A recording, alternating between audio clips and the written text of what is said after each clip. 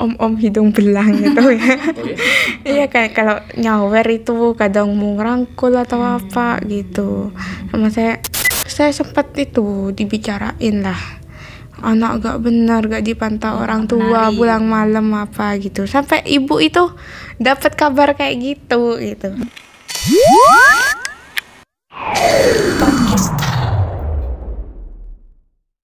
Halo, assalamualaikum Sobat RTV. Kali ini kita berada di segmen Podcast Star dan sudah bersama kita Kak Vika. Dia seorang penari mahasiswi juga ya di salah satu universitas di Pamekasan tentunya. Langsung kita sapa dengan Kak Vika. Halo, assalamualaikum. Waalaikumsalam warahmatullahi wabarakatuh. Akhirnya bisa ketemu ya. Lagi nggak ngejob nih sekarang? Enggak, lagi aman. Lagi aman. Oke, tentang kehidupan nih, menurut Kak Vika gimana? Kehidupan tuh menurut Kak Vika kayak apa sih sebenarnya?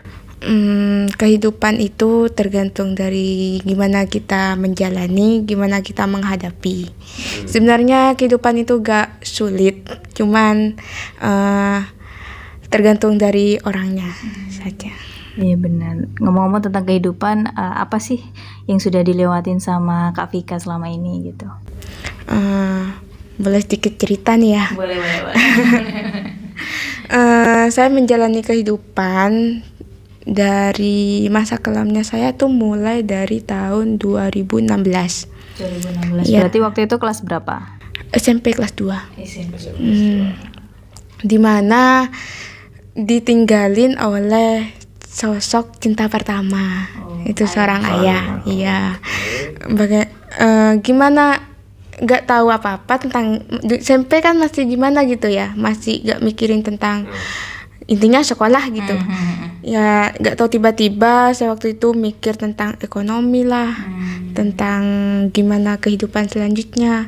Bayangkan saya mikir saudara 3 yang kakak duduk di bangku SMA, saya SMP, dan adik yang mau masuk SD dengan tulang punggung yaitu langsung dialihkan oleh ibu saya yang sebelumnya menjadi ibu rumah tangga. Ya, sedangkan ayah kan masih kerjanya nggak ada pensiun lah intinya itu. Ya mulai dari itu saya membantu ibu saya, tiba-tiba ibu naruh kayak jajanan gitulah di toko-toko, di apotik gitu. Kebetulan tante saya ada yang kerja di apotik. Kadang saya bantu bawa sedikit untuk bawa ke sekolah. Oh, jualan ke sekolah. Ya, kadang teman saya itu yang semangat, ayo beli gitu. Nah itu udah gitu, waktu itu di rumah masih ada mbah. Dapat setahun mbah meninggal. Ayah meninggal, mbah nyusul meninggal juga. Pas itu pilihan presiden. Ya, pas hari itu. Nah, waktu itu Mas yang niatnya mau ikut angkatan, tiba-tiba gagal gara-gara ekonomi. Jadi harus kerja. Yang kebetulan kerjanya satpam waktu itu di Surabaya, salah satu PT di Surabaya. Kalau boleh tahu nih, maaf ya dipotongnya. Ayah meninggal karena kenapa? Ayah meninggal karena kecelakaan. Oh, berarti kaget dong ya semua Kaget. keluarga. Saya waktu itu sekolah, biasanya dijemput ibu, itu gak dijemput.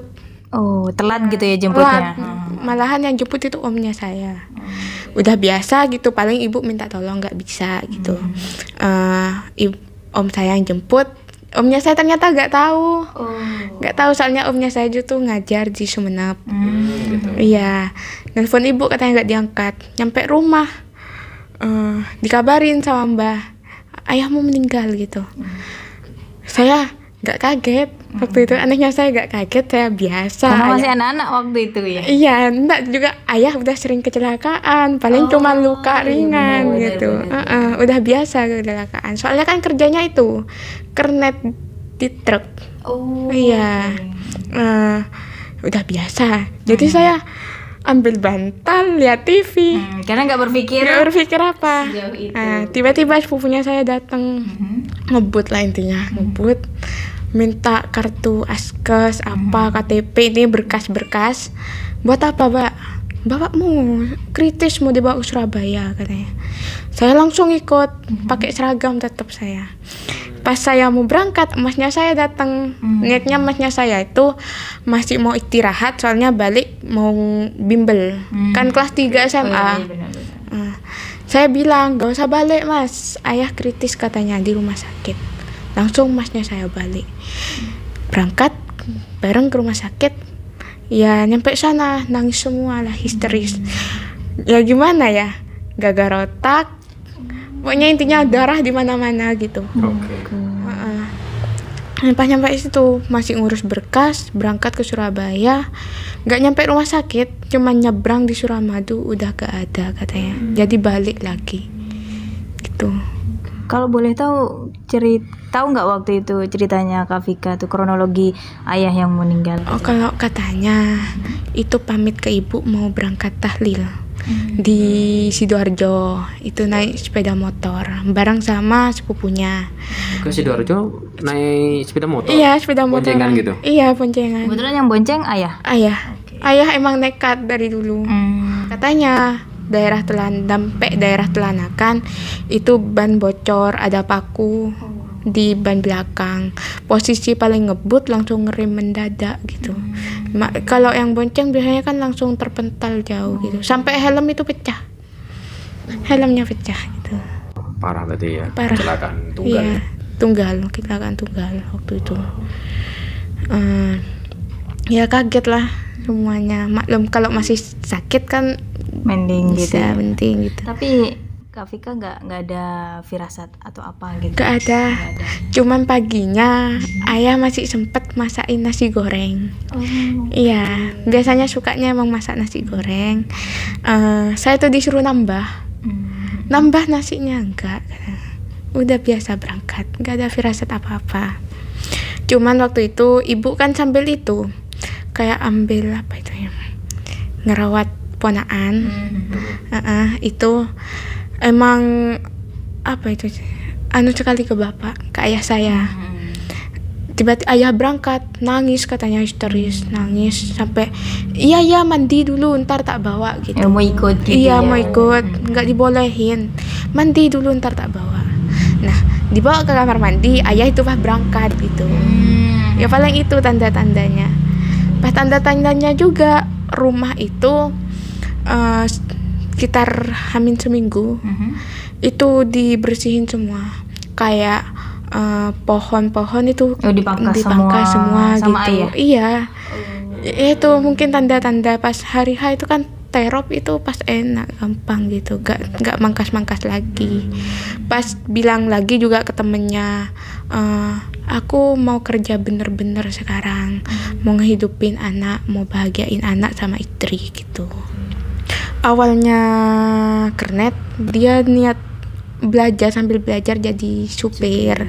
Sampai udah bikin SIM B, nyampe baru sebulan gitu. Kemarin-kemarinnya yang kadaluarsa SIM-nya gitu. Dan akhirnya kehidupannya berubah waktu itu ya? Berubah banget. Tapi saya gak kaget kalau gak ada ayah di rumah. Soalnya kan kalau kerja kernet kan beberapa hari gak pulang gitu. Jadi pikirannya itu ayah kerja gitu. Ya itu, ya udah saya pas peninggalan dari hari pertama sampai hari ke-7, gak tahu kenapa saya tiba-tiba kepikiran ke listrik. Takut tagihan kan. Langsung mikir itu ya? Mikir. Saya biasanya boros lihat TV, lampu. Kalau siang saya tukang matiin lampunya. Iya. Kepikiran soalnya ibu dapat dari mana uang. Sudah mulai berpikir ya? Udah mulai berpikir gitu. Dan akhirnya kamu cari kerja nggak waktu itu? Saya SMP enggak, cuma bantuin ibu? Bantuin ibu tuh jualan gitu. Nah terus proses jualan sampai berapa lama ibu? Ibu jualan gak hanya jualan naruh-naruh aja, kayak nyiapin kayak kebutuhan sehari-hari, kayak toko sembako gitu, toko kelontong, cuman gak bangun toko, taruh di rumah aja, cuman tetangga lah yang tahu. Iya. Kamu bantuinnya bawain ke sekolah atau gimana? Kalau yang jajanan itu bawain ke sekolah. Dibawa di tas gitu? Iya, taruh di plastik hitam, taruh tas, istirahat dikeluarin gitu. 1000-an gitu ke temen. Apa sih yang mendorong kamu tuh pengen bantu ibu jualan kayak gitu? Ya sejak saat itu ibu kan kayak kalau ngeluh kan pasti ngeluh ke anaknya, gak mungkin ke siapa gitu. Semenjak itu saya pas kepikiran gak mau kuliah, gak mau apa, udah langsung kerja aja kayak gitu. Iya. Tapi sama ibu disuruh kuliah. Soalnya kan emas udah gak kuliah, masa saya gak kuliah, apalagi anak perempuan pertama katanya. Soalnya ibu itu gak mau anaknya kayak ibu juga gitu. Menjak itu udah. Yang paling diingat sama Kak Vika, keluh kesahnya ibu apa sih yang pernah diomongin sama Kak Vika? Pernah itu anak-anaknya kebutuhan sekolah itu barengan semua, ditambah kayak tagihan listrik sama waktu itu bareng sama perpanjangan sepeda motor, apaan deh intinya banyak gitu. Saya bingung juga harus gimana gitu, jadi ya udahlah saya gak minta apa-apa. Cuman saya bilang ya udah Bu, kebutuhannya Vika belakangan aja dulu gitu. Kak Vika di rumahnya saudara ada berapa? Ada 3. Ada 3. Kak Vika nomor 2. Nomor 2, berarti ada kakak, ada adik. Ya. Oh gitu. Dan sampai sekarang ibu masih jualan? Enggak, ibu sekarang berangkat ke luar negeri. Oh, luar negeri. Iya. Terus kakak di luar negeri juga. Sama? Iya, tapi cuman beda. Adik di Ketapang. Di luar kota juga lah ya? Iya, luar sama kota. Siapa? Saya sendirian di rumah. Di rumah sendiri? Iya. Adik ikut siapa? Adik ikut saudaranya ibu. Oh gitu. Sekolah di sana gitu? Iya. Pas kapan itu ibu memutuskan untuk jadi TKW? Sebenarnya baru-baru ini sih. Oh, baru-baru ini. Kamu sendirian berani? Berani. Saya dari SMA udah sendirian. Iya. Sekarang sudah kuliah kan ya? Iya. Kuliah semester 7. Wow. Tapi ada family nggak di sekitar situ? Ada. Oh ada. Ada. Soalnya kalau sendiri nggak ada family tuh, wah gimana nanti? Iya kan? Ada. Cuman apa ya? Nggak terlalu nggak enak lah kalau apa-apa ke family gitu. Apalagi bukan family sendiri. Karena kalau kita udah dewasa tuh semakin sungkan ya kan? Iya, semakin sungkan. Berarti kamu semua biaya orang tua waktu itu? Ibu ditransfer berarti? Ditransfer gitu ya? Iya, tapi saya sambil kerja sampingan juga. Apa ya. kerjanya? Nari. Oh nari. Iya. Sejak kapan itu nari? 1 tahun yang lalu. Saya nari kan, soalnya dari hobi dari kecil emang nari gitu. Suka nari. Suka nari. Kalau sebelum-sebelumnya paling kayak ada acara diajak nari. Oh, tampil gitu ya? Iya, tampil-tampil biasa. Itu gak tahu kalau dapat bayaran gitu. Baru tahu pas diajak nari di salah satu daul gitu. Nari tradisional gitu ya? Itu berarti acaranya nggak ganggu gak sama kuliahnya? Enggak. Ya. Gimana cara ngebaginya?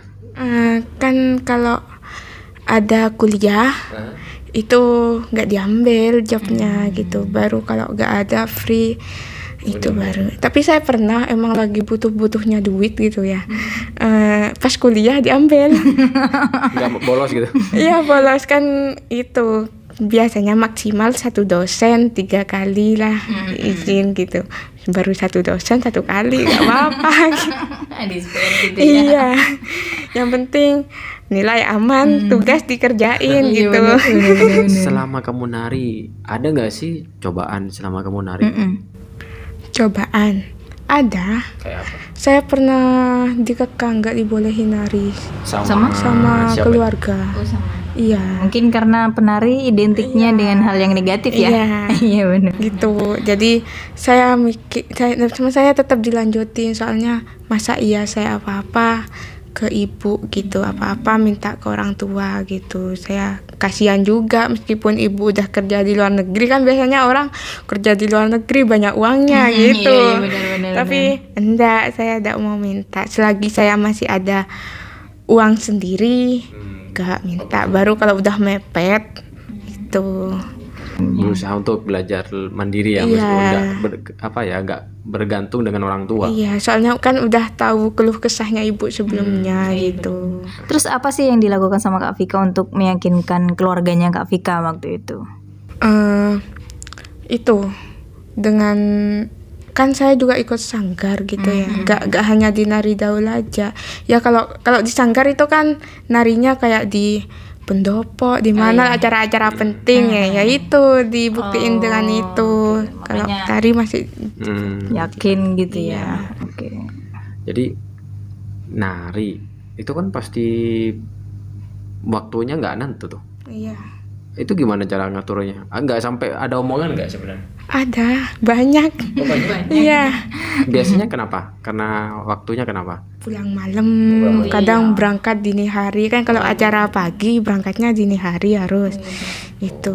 Nah, kalau berangkatnya sendiri? Sendiri.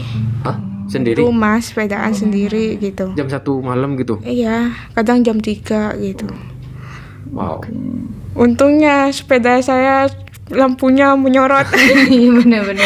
Iya, dari itu diberanin. Kadang kalau takut itu ngidupin lighting atau apa gitu. Pemberani. Iya. Selama nari nggak pernah ada gangguan apa mungkin dari penonton atau apa? Kan Ada. rentan sekali itu. Iya, om-om hidung belang gitu ya. Iya, kayak kalau nyawer itu kadang mau ngerangkul atau apa gitu. Sama saya dilirik apa ya, kalau sudah tingkahnya mencurigakan langsung pindah posisi gitu. Jaga-jaga. Iya, asal bisa jaga diri aja gitu.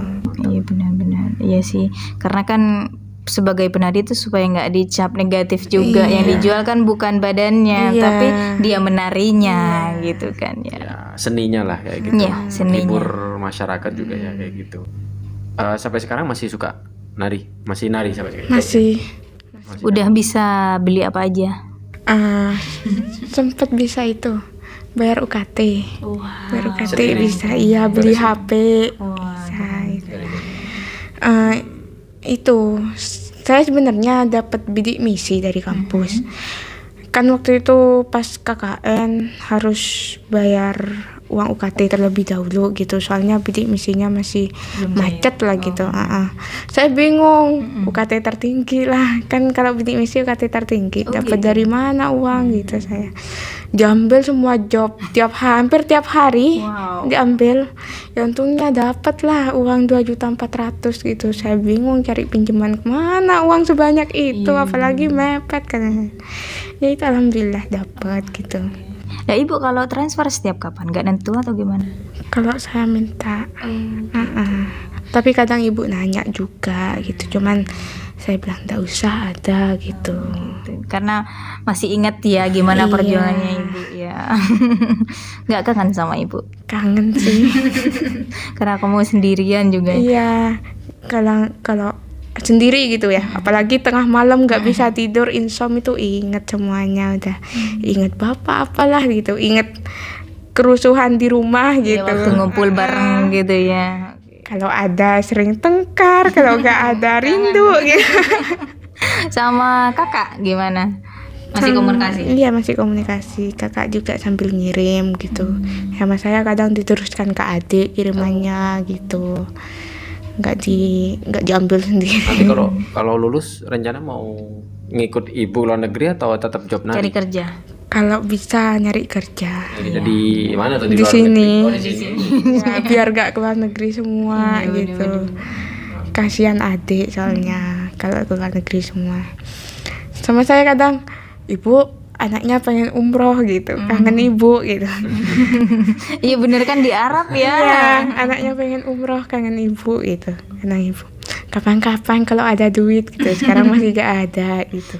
Ya benar, ini Kak Vika nih salah satu contoh yang walaupun dia tuh jauh dari orang tuanya tapi dia bisa membuktikan gitu loh kalau baik tidaknya anak tuh tergantung dari dirinya dia sendiri ya kan. Bisa aja Kak Vika dengan kondisi Kak Vika yang jauh dari orang tua, nggak dipantau siapapun, kalau melakukan hal yang aneh-aneh juga bisa ya sebenarnya, apalagi penari gitu ya kan. Tapi Kak Vika memilih jalan yang benar gitu, yang pengen benar bantu ibu gitu ya, dan pengen bahagiain orang tua ya kan.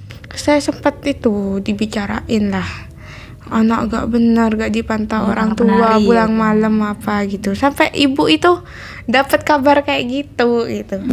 Iya, dapat kabar. Gak tahu, biasanya kan emang cepet kan, apalagi ada HP cepet nyampe nya gitu.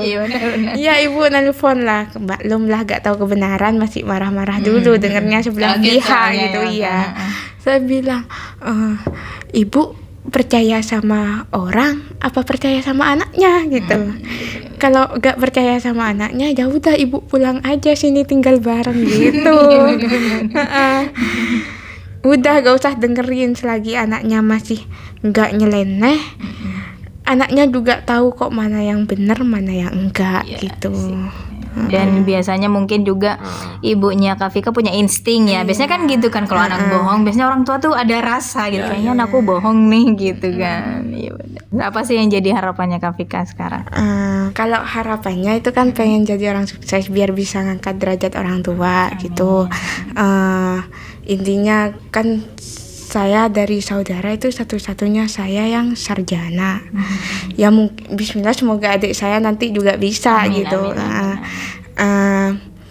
Jadi kalau bisa lebih tinggi dari mas saya, bukannya mau nyaingin enggak gitu, biar bisa ngebuktiin gitu bagaimana. Soalnya kan ada yang bilang juga kuliah cuma 4 tahun gitu, nanti paling kalau udah lulus gak jadi apa-apa gitu.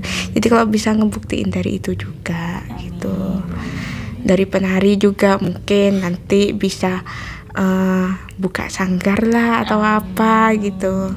Iya, pengen dari itu. Saya juga gak hanya nari, sampingannya itu buka make up lah gitu. Oh, dandanin juga. Oke. Iya, dandanin juga. Lumayan. Kalau dari organisasi nari itu saya dandan ke saya aja gitu. Pinter cari duit dia. Pokoknya yang ada kesempatan langsung aja ya. Dan ke saya aja gitu. Ya itu karena harus pinter-pinter ya ngolah gimana ya dapat duit yang benar. Strategi pemasarannya digunakan. Iya benar. Ya, betul. Jadi memang harus pintar-pintar lah cari celah ya. Yang penting halal dapat duit. Ini nih salah satu contoh anak yang mengisi segala sesuatunya dengan hal yang positif ya kan. Karena apapun kalau yang halal dan yang positif ke kita tuh dampaknya juga baik ke kita. Bener. Mungkin ada kata-kata nih buat teman-teman sobat RTV di luar sana yang ngalamin hal yang sama kayak Kak Vika. Jadi pesan dan kesan dari saya, meskipun seberat apapun kehidupan yang kita jalanin, sesusah apapun kita, intinya selagi kita masih bisa ngelewatin, meskipun masih ada rasa saya nih gak bisa nih kayak gini, saya udah capek gitu, itu jalanin aja. Soalnya lambat laun kita juga pasti bisa ngelewatin tanpa kesadaran kita, tiba-tiba sudah bisa gitu. Intinya juga selagi masih bisa mandirilah, jangan bergantung ke orang lain, karena selamanya orang lain gak bersama kita gitu.